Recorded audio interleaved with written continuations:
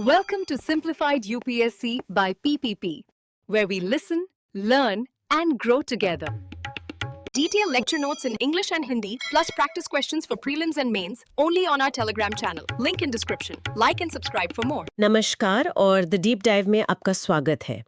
आज हम सिर्फ आर्थिक नीतियों की बात नहीं करेंगे, बल्कि हम उस कहानी को समझेंगे कि कैसे एक नए आज़ाद हुए देश ने अपना रास्ता बनाने की कोशिश की। ये कहानी है 1950 से 1990 के बीच की भारतीय अर्थव्यवस्था की, जो हमारी एनसीईआरटी की कक्षा 11 की किताब का दूसरा अध्याय भी है। इस पूरी चर्चा को समझने के लिए हमारे स्रोत हैं एनसीईआरटी की पाठ्यपुस्तक और साथ ही यूपीएससी के पिछले सालों के प्रश्नपत्र, ताकि हम सिद्धांत को परीक्षा की असलियत से जोड़ सकें। और शुरू करने से पहले हम अपने सभी सदस्यों को दिल से धन्यवाद देना चाहते हैं। आपका समर्थन ही हमें इस तरह का गहन विश्लेषण करने की ऊर्जा देता है। बिल्कुल, और ये समझना बहुत जरूरी है कि ये सिर्फ एक अकादमिक चर्चा नहीं है। ये कहानी है बड़े बड़े सपनों की, कुछ साहसिक फैसलों की, कुछ शानदार जीतों की भी, और कुछ ऐसी गंभीर गलतियों की भी जिन्होंने हमें 1991 में एक बड़े संकट के मुहाने पर ला खड़ा किया। तो चलिए शुरू करते हैं। आज़ादी के बाद हमारे नेताओं के सामने सबसे बड़ा सवाल था, देश को किस रास्ते पर ले जाया जाए। हाँ, एक तरफ अमेरिका का पूंजीवादी मॉडल था, दूसरी तरफ सोवियत संघ का समाजवादी। और हमने चुना बीच का रास्ता, मिश्रित अर्थव्यवस्था। लेकिन इसमें योजना यानी प्लानिंग की भूमिका बहुत बड़ी थी, जो सोवियत संघ से प्रेरित थी। जी, और इन पंचवर्षीय योजनाओं के लक्ष्य बहुत ऊंचे थे।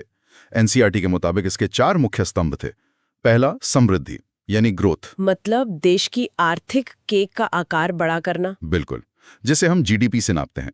दूसरा था आधुनिकीकरण यानी मॉडर्नाइजेशन, जो सिर्फ नई मशीनें लगाना नहीं था, बल्कि सोच को भी आधुनिक बनाना था। एक मिनट रुकिए, यहाँ पर मुझे एक उलझन दिख रही है। तीसरा लक्ष्य था आत्मनिर्भरता यानी सेल्फ रिलायंस, के बाहर से चीजें नहीं मंगानी है। और चौथा था समानता, इक्विटी, के विकास का फायदा सब तक पहुंचे। अब सोचिए, क्या ये चारों लक्ष्य एक दूसरे के विरोधी नहीं लगते? कैसे? निर्भर बनने के लिए दुनिया की बेस्ट टेक्नोलॉजी से मुंह मोड़ लेंगे तो समृद्धि कैसे होगी? आपने बिल्कुल सही नब्ज पकड़ी है। यही उस दौर का सबसे बड़ा द्वंद्व था। तो क्या हमारे योजनाकार शुरुआत से ही एक असंभव चुनौती का सामना नहीं कर रहे थे? देखिए, वे इस टकराव को जानते थे, और यूपीएससी मेंस में इसी एनालिटिकल सोच की जरूरत होती है। उनका मानना था कि एक मजबूत सरकार ही इन टकरावों को मैनेज कर सकती है। और इस पूरी भव्य योजना के पीछे जो दिमाग था, वो थे पीसी महालानोबिस। भारतीय योजना का वास्तुकार भी कहते हैं उन्हें। हाँ, दूसरी पंचवर्षीय योजना तो पूरी तरह से उनके ही मॉडल पर आधारित थी। ठीक है, तो एक महत्वाकांक्षी खाका तो तैयार हो गया, लेकिन किसी भी योजना की पहली शर्त होती है कि लोगों का पेट भरा हो। और आजादी के समय कृषि की हालत तो बहुत ही खस्ता थी। बहुत ज्यादा, लगभग 85% लोग खेती पर निर्भर थे, लेकिन उत्पादकता बेहद कम, और जमींदारी प्रथा ने किसानों की कमर तोड़ रखी थी। तो सरकार ने क्या किया? सरकार ने एक तरह से 2 तरफा हमला बोला। पहला था सामाजिक सुधार, जिसे हम भूमि सुधार या लैंड रिफॉर्म्स कहते हैं। अच्छा। इसका मकसद था खेतों में समानता लाना। इसके तहत बिचौलियों यानी जमींदारों को हटाया गया, जिससे करीब 200 लाख किसानों को सीधा फायदा मिला। ये तो बहुत बड़ी बात है। हाँ, और दूसरा कदम था भूमि हदबंदी, मतलब एक व्यक्ति के पास ज्यादा से ज्यादा कितनी जमीन हो सकती है, ये तय करना। सुनने में तो ये बहुत क्रांतिकारी लगता है। तो क्या इससे समस्या सुलझ गई? यहीं पर कहानी में एक ट्विस्ट आता है। मतलब? ये एक क्लासिक उदाहरण है कि कैसे कागज पर बनी नीति जमीनी हकीकत से हार जाती है। भूमि हदबंदी एक शानदार विचार था, लेकिन बड़े जमींदारों ने कानून में ही अपना बचाव खोज लिया। अच्छा, उन्होंने क्या किया? उन्होंने अपनी अतिरिक्त जमीन रिश्तेदारों और दोस्तों के नाम कर दी, और मतलब एक तरह से कानून की धज्जियां उड़ा दी। तो यहाँ सबसे बड़ी सीख ये है कि सिर्फ कानून बना देना काफी नहीं होता। ये एक ऐसी नीति थी जिसका दिल तो सही जगह पे था, पर उसके पैर कमजोर थे। एकदम सही। और सबसे दुखद बात यह कि इसका कोई फायदा भूमिहीन मजदूरों को नहीं मिला, जो सबसे ज्यादा गरीब थे। तो फिर अगला कदम क्या था? जब सामाजिक सुधार पूरी तरह काम नहीं आया, तो सरकार ने तकनीकी समाधान का रास्ता अपनाया, और यहीं से शुरू हुआ हरित क्रांति का दौर। Green revolution. जी, 60 के दशक में हम अनाज के लिए अमेरिका पर निर्भर थे, जो हमारी आत्मनिर्भरता के लक्ष्य पर एक तमाचा था। हाँ, और फिर आए उच्च उपज वाले बीज यानी HYV, रासायनिक खाद और सिंचाई, जिसने सब कुछ बदल दिया। बिल्कुल, भारत जो कल तक कटोरा लेकर खड़ा था, अब अनाज के मामले में आत्मनिर्भर हो गया। ये एक बहुत बड़ी जीत थी। लेकिन इस पर भी तो आरोप लगते हैं कि इसका फायदा सिर्फ पंजाब, हरियाणा जैसे कुछ राज्यों के अमीर किसानों को ही मिला। शुरुआत में ये बात बिल्कुल सही थी, क्योंकि नई तकनीक महंगी थी। तो फिर लेकिन यहाँ सरकार की भूमिका बहुत महत्वपूर्ण हो जाती है। जब सरकार ने देखा कि छोटे किसान पीछे छूट रहे हैं, तो उन्हें सस्ते ब्याज पर कर्ज और खाद पर सब्सिडी दी गई। अच्छा, तो इससे फायदा छोटे किसानों तक भी पहुंचा। हाँ, धीरे धीरे पहुंचा। लेकिन ये सच है कि इससे क्षेत्रीय असमानता जरूर बढ़ी, क्योंकि ये क्रांति वही सफल हुई जहां पानी की अच्छी व्यवस्था थी। ये सब्सिडी वाली बहस तो आज तक चल रही है। मुझे याद है 2013 के GS3 मेंस में कृषि सब्सिडी से जुड़ा एक सवाल आया था। बिल्कुल। मतलब इस दौर की नीतियों की गूंज आज भी सुनाई देती है। हाँ, और इसी तरह उस समय कृषि में प्रच्छन्न बेरोजगारी यानी डिस्गाइज्ड अनएम्प्लॉयमेंट की जो समस्या थी, उस पर 2013 प्रीलिम्स में सवाल पूछा गया था। अच्छा, ये वो स्थिति है जहां खेत में 5 लोग काम कर रहे हैं जबकि जरूरत सिर्फ 3 की है। एग्जैक्टली। तो ये विषय UPSC के लिए बहुत ही सदाबहार है। ठीक है, तो कृषि के मोर्चे पर आत्मनिर्भरता एक बहुत बड़ी जीत थी। लेकिन एक देश सिर्फ अनाज पर तो नहीं चल सकता। सही बात है। एक आधुनिक अर्थव्यवस्था के लिए कारखानों, स्टील और मशीनों की जरूरत होती है। तो हमारा औद्योगिक सपना क्या था, जबकि निजी उद्योगपतियों के पास तो पैसा ही नहीं था? यही वो सवाल था जिसने अगले 40 सालों की दिशा तय की, और जवाब था सार्वजनिक क्षेत्र, यानी सरकारी कंपनियां, PSUs। जी। सरकार का मानना था कि सिर्फ वही बड़े और जोखिम भरे निवेश कर सकती है। इस सोच को कानूनी जामा पहनाया गया 1956 के औद्योगिक नीति प्रस्ताव यानी IPR 1956 में, जिसे कई लोग उस दौर का आर्थिक संविधान भी कहते हैं। बिल्कुल। और इसी ने उद्योगों को 3 श्रेणियों में बांट दिया था। हाँ, अनुसूची अ, ब और स। कुछ सिर्फ सरकार के लिए, कुछ में सरकार और निजी क्षेत्र साथ में, और बाकी बचे हुए निजी क्षेत्र के लिए।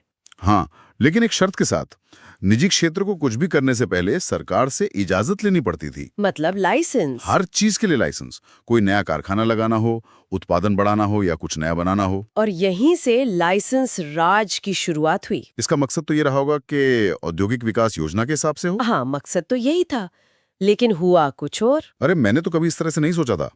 तो लाइसेंस राज सिर्फ नौकरशाही नहीं थी, बल्कि बड़े उद्योगपति इसका इस्तेमाल नए लोगों को बाजार से बाहर रखने के लिए एक हथियार के रूप में कर रहे थे। बिल्कुल, ये इसके अनपेक्षित परिणामों में से एक था।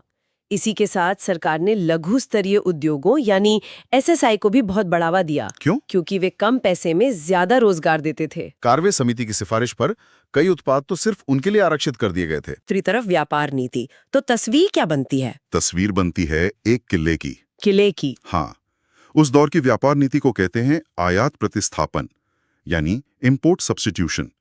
इसका सरल सा मतलब था, अपने चारों ओर एक आर्थिक किला बना लो।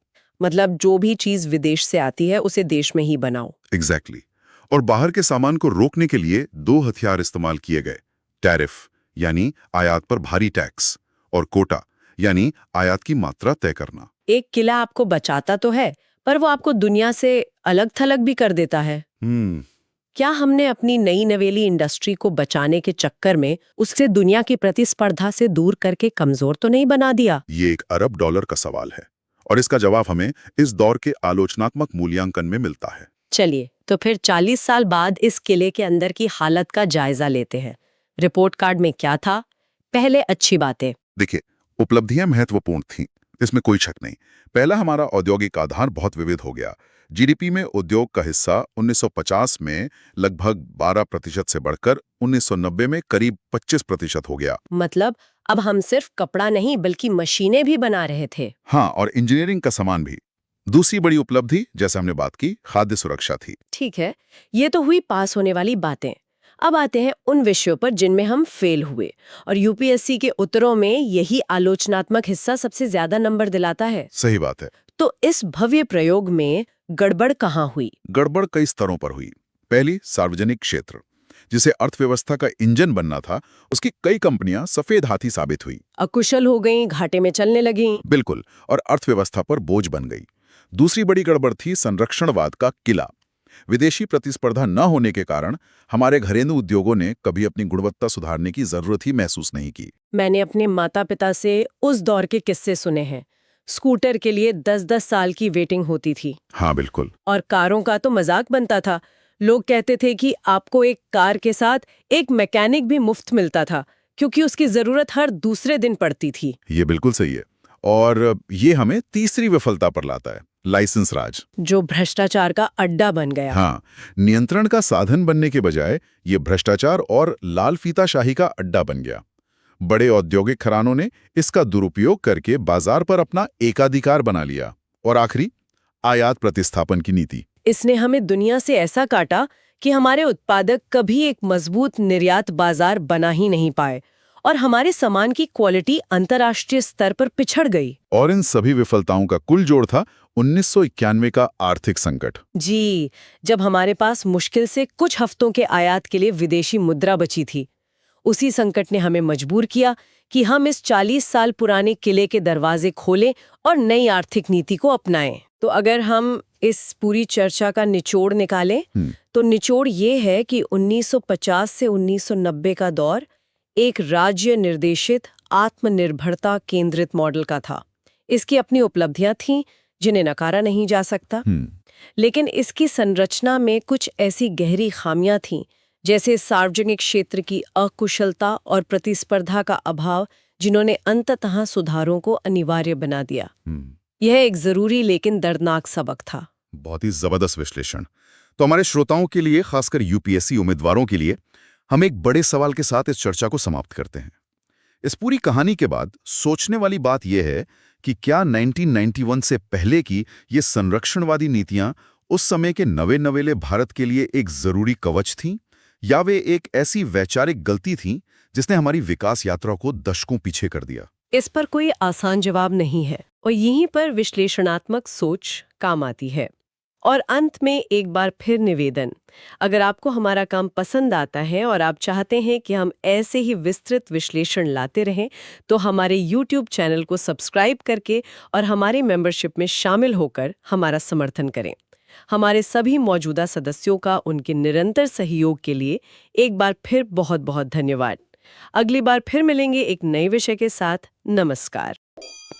Thanks for watching. Follow us on Telegram and Instagram. Don't forget to like, share, and subscribe.